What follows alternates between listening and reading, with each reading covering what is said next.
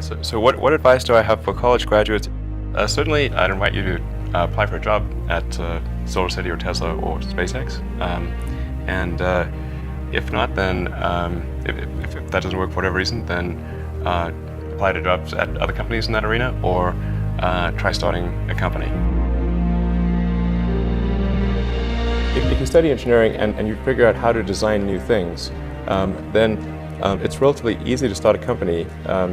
You just need to get a few like-minded people with you.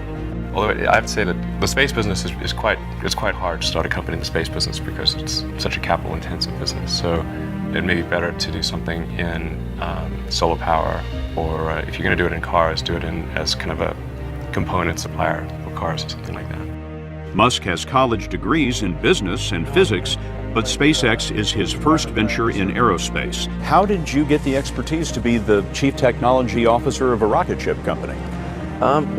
I do have a physics background. That's helpful as a foundation.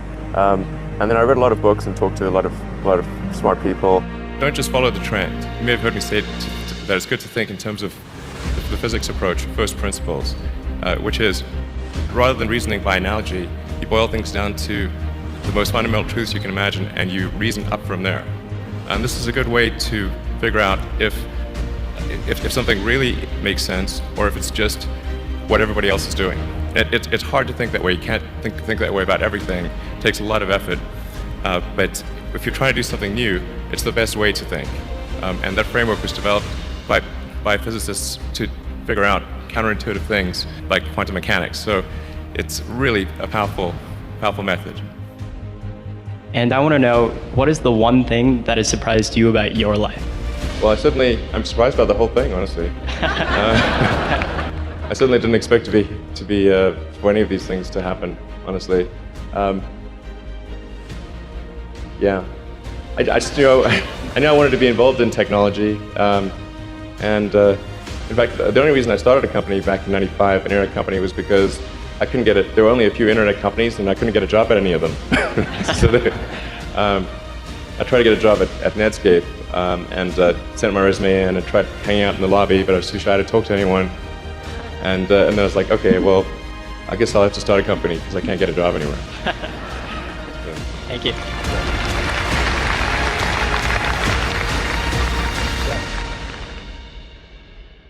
I wouldn't say I'm fearless. In fact, I think I feel fear quite strongly. But if what we're doing what I'm doing I think is important enough, then I just override the fear. Mm-hmm. So, but it's not as though I feel like more strongly than I would like. I think also people tend to overweight risk on a personal level. It's one thing if you've got, a mortgage to pay and kids to support, and that if you were to deviate from your job, how are you going to feed your family and pay the rent? And okay, that's understandable. But let's say you're young and you're just coming out of college or coming out of high school, or whatever. What do you risk?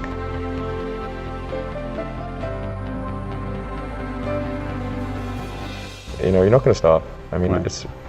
It's really certainly not in any kind of modern economy. It's so easy to earn enough money just to live somewhere and eat food. I don't know what are they afraid of? They're mostly afraid of failure, I think.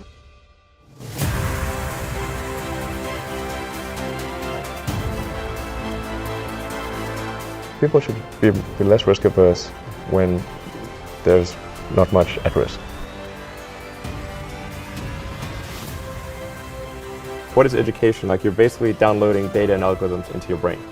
And it's actually amazingly bad in conventional education, because it shouldn't be like this huge chore. Like, the more you can gamify the process of learning, the better.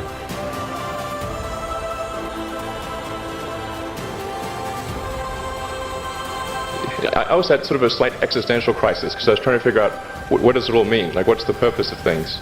And I came to the conclusion that if we can advance the knowledge of the world, if we can do things that expand the scope and scale of consciousness, then we're better able to ask the right questions and become more enlightened, and that's really the only way forward. What drives you? What is it that when you wake up in the morning Do you see a problem and you want to solve it? The thing that drives me is that I want to be able to think about the future and feel good about that. That we're doing what we can to have the future be as good as possible, to be inspired by what is likely to happen, and to look forward to the next day. So that's what really drives me is trying to figure out how do we make sure that things are great and going to be so, and that's the underlying principle behind Tesla and SpaceX. Is that I think it's pretty important that we accelerate the transition to sustainable generation and consumption of energy. It's inevitable, but it matters if it happens sooner or later.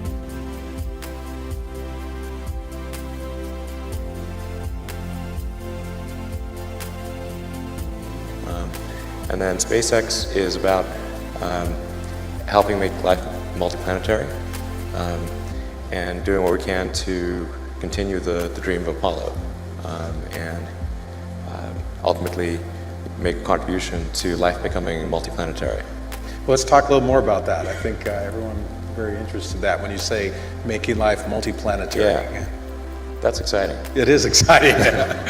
So what's your vision there? I think, particularly for Americans, like think about America is a nation of explorers. People came here from other parts of the world. They, chose to give up the known in favor of the unknown. So I think exploration, like the United States is a distillation of the human spirit of exploration. So that's why it appeals to Americans so much. You can see this when, say, there was a shuttle tragedy and 7 people died, and that's terrible. But a lot of people die all the time. But why do we care so much? Because it was the dream of exploration that was dying along with those people. That's why. I mean, I thought both Tesla and SpaceX would fail at the beginning. You saw it? Yeah, sure. Really? Of course. But nevertheless, you put all your money in that. I expected to lose it. Well, technically, what I thought was, well, I'll take half the money from PayPal, and if I lose half of it, that's okay. But then, of course, the companies encounter difficulties, and then have a choice of either let the company die, or put all the money into the companies. And so I really didn't want the companies to die, so I put all the money in the companies. Yeah. And then I had to borrow money from friends to pay living expenses.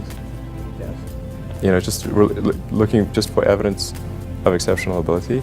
And if there's a track record of exceptional achievement, then it's likely that will continue into the future.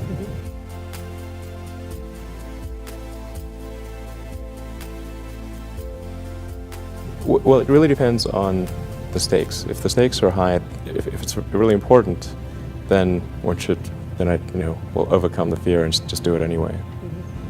But essentially, I just drive overrides fear, but I feel the fear. It's kind of annoying. I wish I didn't. Okay. I wish I felt it less. Uh-huh.